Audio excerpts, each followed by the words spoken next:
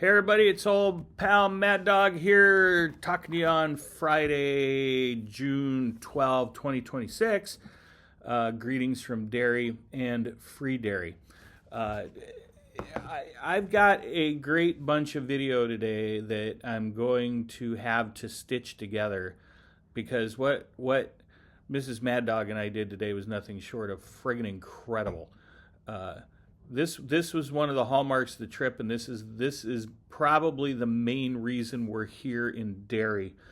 Derry is in the northwesterly-ish most county of Northern Ireland. One of the counties that comprises Northern Ireland that is part of the UK, not part of the Republic.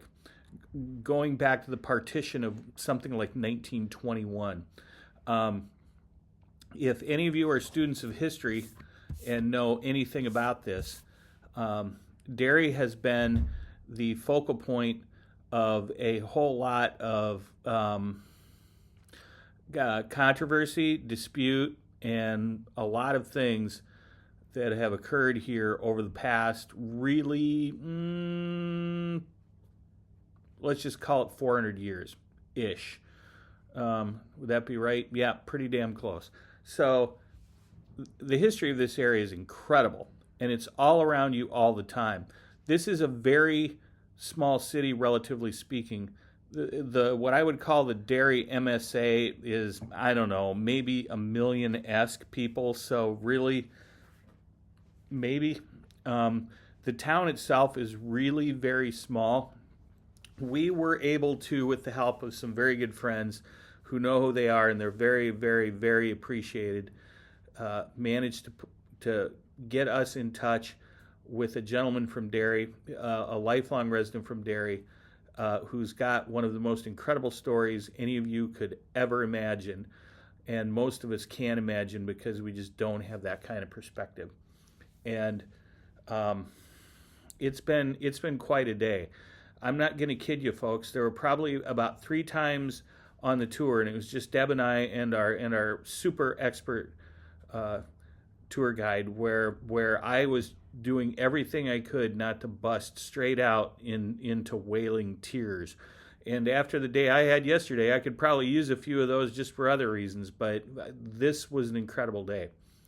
And I'm gonna show you what I saw, and I'm gonna tell you just by way of sneak preview what we're dealing with here. So Derry is very much a divided city. It was that way, like a lot of things in Northern Ireland, where you've had this tension really between Republicans and nationalists forever. And you're going to see some things that I'm going to show you in pictures and video that show that some of those tensions are still alive today, or at least the hallmarks of those tensions are still alive today. You know, it's not tense. You're not walking around looking for anybody that might be a car bomber or anything like that. But that happened here. It happened here a lot. And we toured today. We were up on the city walls and talked about what the siege of Derry was, going back into the times of King James.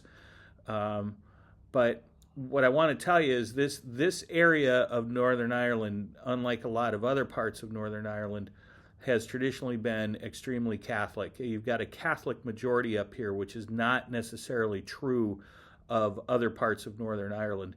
However, by way of what we call gerrymandering, the nationalists have not the nationalists, excuse me, the loyalists had managed to retain control of the levers of government, the city council, and the things that made a lot of decisions. And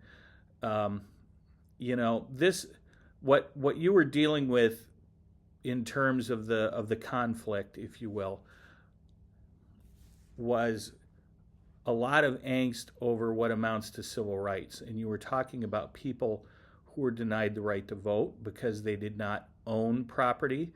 They didn't own property because they couldn't afford to own property. And they couldn't afford to own property because they didn't have the kinds of jobs that allowed you to afford property. And the reason they didn't have those jobs is because they were Catholic. And they didn't have the education you needed to get decent jobs, and the reason was because they were Catholic. And neighborhoods kind of formed as neighborhoods will, and the powers that be managed to district this city in such a way that they were at a distinct disadvantage in terms of putting together the people who ran the joint.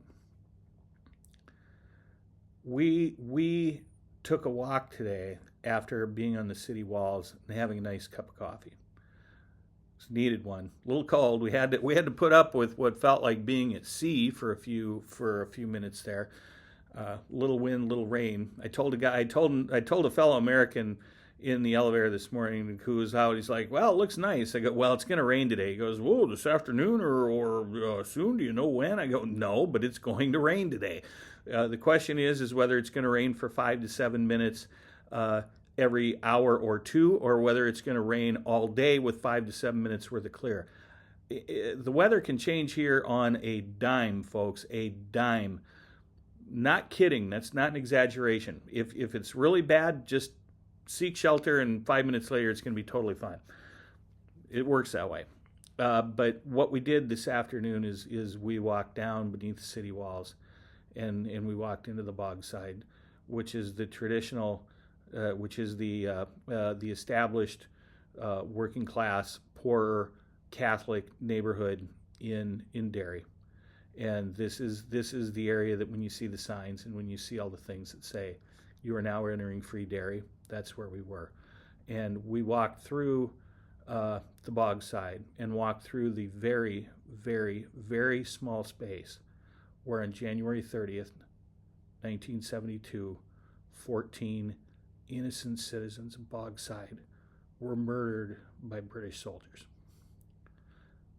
You can't see that kind of stuff and not be absolutely moved. We are talking a small, small area. And really there's a greater lesson here, folks. When people let conflict get ahead of humanism and being people, this is the kind of thing that can happen. And what happened here can happen anywhere, and it has. And if you stop and think about it, anytime you've got your government involved with killing citizens over something that the government doesn't like, even though those folks are not raising an insurrection against the government, they're not lifting a hand against the government just doesn't like it, things can get out of hand. It's played out. Some of you have seen it. Some of you may have been in it. But these are the lessons you have to learn. And I'm going to show you what I learned today, but I need some time to put it together. So that's what we're going to do. In the meantime, tomorrow we're changing venue. You'll see where we're going tomorrow. We're changing the whole literary course. We're changing everything. We're going to change channels, and it's going to involve getting our ass out of bed and getting on a train. But first, we're going to have some dinner, and we're going to have a little trip to what we found this afternoon on the recommendation of the tour guide, which I would say is the closest thing to a dive pub that I've been in. It's a wonderful place. They were setting up for live music when we left. We're going back because there's nothing like a little live music in an Irish pub in an Irish town, and I'm excited. We'll have a few pints, but all we have to do really is ride the train and show up in the next venue tomorrow, and you'll see that then. Everybody have a good night. Looking forward to showing you what I saw today because y'all need to see it. Y'all need to have this perspective. It's moving. So, play a train song.